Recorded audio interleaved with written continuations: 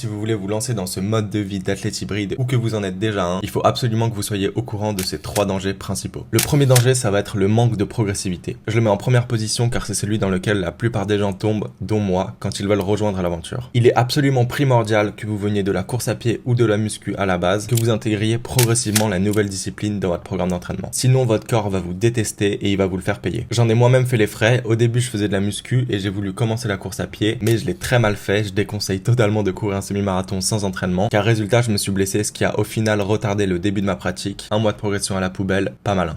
Si vous vous lancez directement à fond dans la nouvelle discipline, malheureusement vous risquez de choquer votre corps. Si vous avez de la chance, vous n'allez pas vous blesser, mais votre corps il va quand même se défendre en vous mettant des courbatures de fou, ce qui risque premièrement de vous décourager parce que personne n'a envie de s'entraîner quand on est une courbature sur patte, et deuxièmement de vous contraindre à retarder vos débuts si vous n'avez pas eu la chance d'éviter la blessure. Maintenant je vais vous donner quelques exemples de début de programme d'entraînement, on va dire, pour vous lancer progressivement dans la nouvelle discipline